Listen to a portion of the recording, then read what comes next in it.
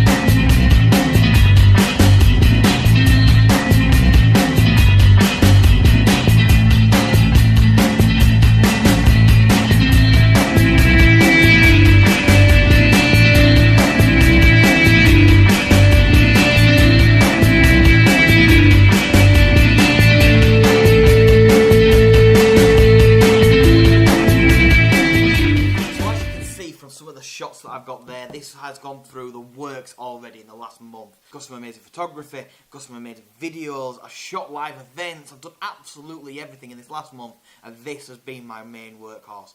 And I am so glad that I went for the choice of the 5D Mark IV. The sensor is a full framed, it's got a touch screen, it's got 4K, which, to be honest with you, I didn't mind using. I've shot the Making Me Angry music video on 4K, which was for Hassan Data, that got released. It's on Cody TV now. That's King of the Hill TV. You can go check that out on there. A couple of other music videos I've done called Misconceptions, and also Represent are all on there. Represent was shot on the 5D Mark II. Everything else so far has been shot on the 5D Mark IV. Now, personally, the 4K, I wasn't too bothered about it being a crop sensor. Now, I shot it primarily on the 24 to 105mm. It did the job. Okay, when I put it into Premiere, my Mac did struggle a little bit, so it was one of the first time I actually used proxies on my Mac, which it was quite difficult to, because then obviously that adds the process time onto your editing. You've got to wait for them to all transfer over, then you go through, and then you've got to turn the proxies off to get the right colour edit. But the final product, it was, it was absolutely amazing. I cannot knock that final product at all. Making Me Angry was the most fun I've made shooting a music video, and I'm glad I chose to shoot it in 4K. Now, 4K is something that I'm not going to use a lot. One of the main reasons is it does swallow up a lot of memory. Now, I have the memory card I've got there in this camera at the moment is 128GB, which is a CF card. I've also got an 128GB SD card, so both of them exactly the same. Just obviously one's a CF, one's an SD. And, they do swallow up a lot of the data whilst I'm using 4K.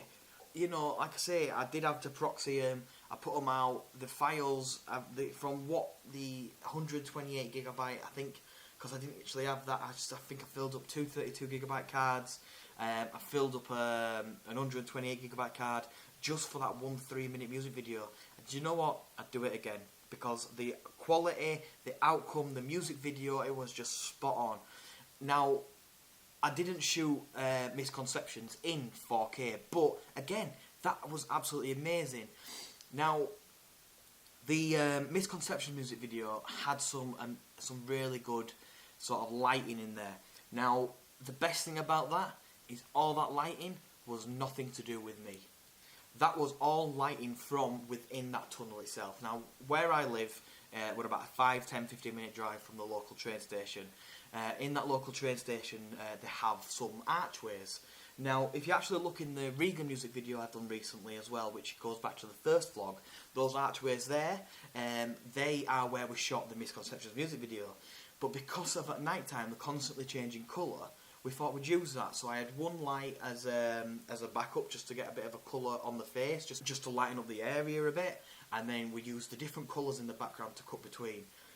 The editing process were a lot nicer as well, but I'll go into a bit more of a tutorial about that at a later date, because I think that some of the presets that I've made up using a couple of other bits and bats are actually really good, if I do say so myself. I've got a glitch one that I've made, which it sort of brings out the image, it sort of moves about and glitches it out of the way. You can cut it and chop it and do little bits and bats with that.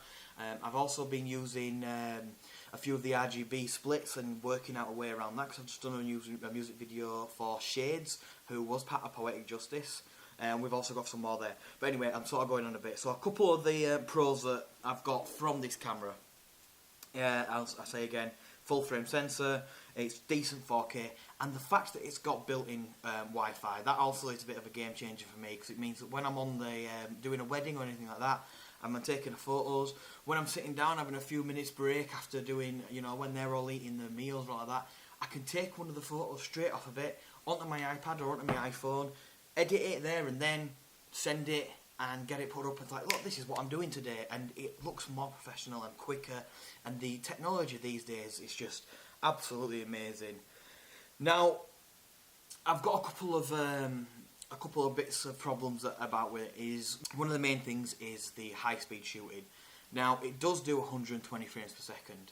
Well, it does 100 frames per second, and it looks absolutely stunning. Some of the shots that I did of my dog Molly earlier on, you could see that were all shot in the 720, and I upscaled it to 1080. But you know, I don't think that I'd be using it a lot on like music videos and stuff. I probably do use it, and I will edit it, upscale it. But to be honest with you, for big budget, say if I was shooting something in 4K, I definitely wouldn't use a 720. I'd probably, if I was going to use high speed frame more, I'd probably shoot it in 60 frames per second.